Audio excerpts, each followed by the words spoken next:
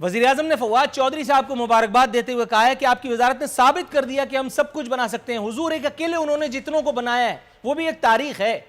पहले मुशर्रफ साहब, उसके बाद जरदारी साहब, आजकल निशाना आप हैं, पता नहीं। बहरहाल मेरे बस में होता तो आज मैं मशहूर ज़माना भारतीय फिल्म राम लखन का वो गीत आपकी खिदमत में पेश करता, जिसमें मोहम्मद अजीज़ साहब, मारूफ गुलकार जो अब मरहूम हो चुके, उन्होंने अनिल कपूर को कहाँ से कहाँ पहुँचा दिया अपनी आवाज़ के ज़रिए। 1-2 का 4, 4-2 का 1, माई नेम इज़ लखन। पहली स्टोरी इसी 1-2 के 4 पे है। मेरे मोहतरम वज़ीर-ए-आज़म जनाब इमरान खान साहब ने कहा है कि हुकूमत 1 रुपए को 4 करके बेरोज़गारों को वापस करेगी, गोया 1-2 का 4 किया जाएगा। लेकिन सर, ये 1-2 का 4 करने वाले साहब को हुकूमत पहले ही डिसोन नहीं कर चुकी? अब तो वो आपके पास नहीं है मेरा ख्याल है। वज़ीर-ए-आज़म कह रहे थे कि अवाम को SMS के जरिए अपनी बेरोजगारी का सबूत देना होगा। ये अच्छा है, ये अच्छा है। बेनज़ीर इनकम सपोर्ट प्रोग्राम में ऐसे ही SMS के जरिए वो 2-2.5 लाख लोगों ने, वो जो सबसे ज्यादा गरीब थे, जिनको खुद आप ही ने पकड़ा, जो ग्रेड 16 तक के, 22 तक के, 21 तक के अफसरान मुस्तहिकीन थे, उन्होंने भी इसी तरह से झोल-झाल करके बेवकूफ़ बनाया था पाकिस्तानी कौम को। अब आप एक और मौका ढूंढ के लाएं। Thank you sir, thank you so very much. वज़ीर-ए-आज़म ने फवाद चौधरी साहब को मुबारकबाद देते हुए कहा है कि आपकी वजारत ने साबित कर दिया कि हम सब कुछ बना सकते हैं। हुजूर, एक अकेले उन्होंने जितनों को बनाया है, वो भी एक तारीख है। पहले मुशर्रफ साहब, उसके बाद जरदारी साहब, आजकल निशाना आप हैं, पता नहीं। बहरहाल खान साहब अफसोस का इज़हार फरमा रहे थे कि हमने तालीम पर पैसा खर्च ही नहीं किया। हुजूर, बहुत अच्छा हुआ, जमहूरियत फल फूल तो रही है कम से कम, वरना जमहूर अगर पढ़ लिख जाती तो जमहूरियत का ये पौधा अल्हम्दुलिल्लाह दराज होता, हमारी ये हालत होती। पैदल चल रहे हैं हम लोग, अल्लाह का शुक्र है। हुक्मरां इशराफिया पर उन्होंने कहा कि उसे खुद इन्हिसारी का मर्ज जो है वो लाहक हो गया है। सॉरी, इन्हिसारी का, खुद इन्हिसारी का नहीं सर। हुक्मरां इशराफिया पे मुझे याद आया, आप हुक्मरां तो आप ही हैं, मतलब ये किस पे इल्ज़ाम लगा रहे हैं आप? हुक्मरां आप हैं, अशराफिया आपके आसपास हैं, इधर उधर ही देखिए, कहीं मिल जाएगा कोई ना कोई सिरा। हमें क्या बता रहे हैं, हम तो जानते हैं ये कौम दहशतगर्दी के खिलाफ जंग जैसा भांबड़ भुगत चुकी, अब इसको आप डरा रहे हैं कोरोना मरोना, ये क्या हो गया यार? हम लोग आप लोगों को झेल रहे हैं, कम है क्या? सरकार की जानिब जाऊँगा। मोहतरमा, कैसी हैं आप? अल्लाह का शुक्र है नूरुल आरिफीन। बस दुआ कर रहे हैं कि आपकी जंग ज़रा थोड़ी ठंडी हो जाए आज। मैडम, ये दुआ एक अकेली आप नहीं कर रही, बहुत सारे लोग कर रहे हैं, बड़े बड़े नाम हैं। अब मैं नाम क्या लूँ, नाम लेते हुए भी अजीब सा लगता है।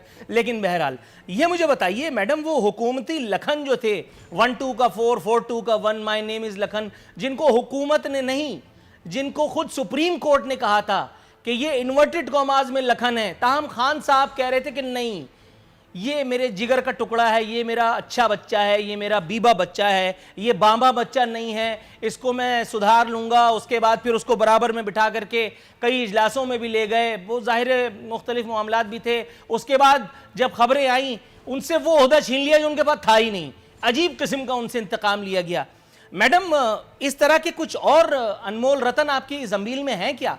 क्योंकि खान साहब कह रहे हैं कि हम 1-2 का 4 कर देंगे। ये 1-2 साल में भी तो 1-2 का 4 ही होता रहा है, अब कितना करेंगे?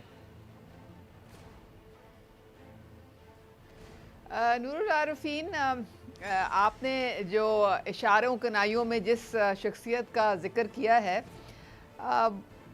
वो बहुत अरसा हमारी पार्टी में रहे और बड़े फ़ाल हमारे कारकुन थे पार्टी के। लेकिन आपको पता है कि ये जो रिपोर्ट पब्लिक की है चीनी और गंदम की, तो उसमें ज़ाहिर है उनका भी नाम आया था।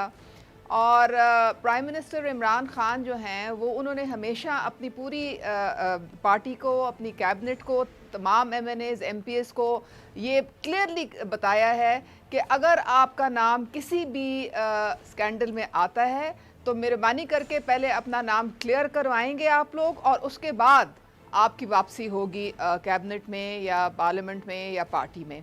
तो अब फोरेंसिक रिपोर्ट जब तक नहीं आती है, तो कोई मामला किस ऊंट तो किस वो तो परवट नहीं आया, बैठता है, वो ये तो कुछ नहीं वो कहा तो जा वो सकता, तो फॉरेंसिक क्योंकि रिपोर्ट तो ना आवे मैडम, फॉरेंसिक रिपोर्ट तो ना आवे, उसको तो 3 हफ्ते मजीद दे नहीं, दिए गए, उसके उसके बाद उसको देखिए, इंशाल्लाह कुछ और टाइम और दे दिया जाएगा जी, जी, ताकि इन्वर्टेड कॉमास में अच्छी किस्म की तहकीकात हो जाएं। हाँ, ये तहकीकात अगर मुझ जैसे किसी आप समझ रही होंगी नाहंजार के खिलाफ होती तो वो झट करके उसका रिजल्ट आ जाता।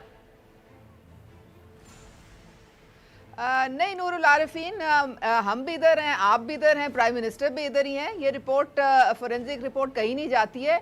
आपको नहीं, पता है कि आपके तमाम जो इदारे हैं वो इसमें शामिल हैं तफ्शीश में, और उन्होंने कहा है कि हमें मज़ीद थोड़ा टाइम दे दें, और कैबिनेट ने उनकी रिक्वेस्ट जो है वो एक्सेप्ट की है। सबके सामने नतीजा उसका ज़रूर आएगा। अच्छा, दूसरे अनमोल रतन जिनकी आप बात कर रहे हैं, वो भी आपके इंट्रो से मुझे पता चल गया था।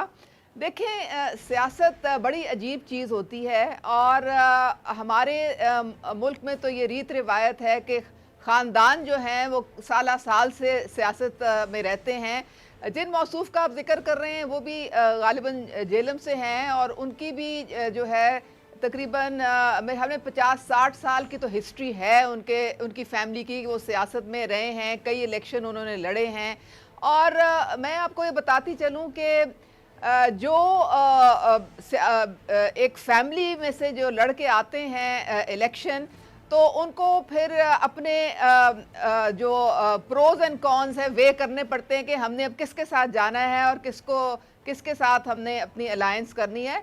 तो ये चलता रहेगा सिलसिला। आप देखेंगे कि बहुत सारे ये लोग तो हैं, खैर मैं वो उस बहुत वक्त से सारी देख रहा पार्टीज हूँ, तब्दील भी करते हैं, मैं तो जाती लेकिन हैसियत उनकी में बात कर रहा हूँ।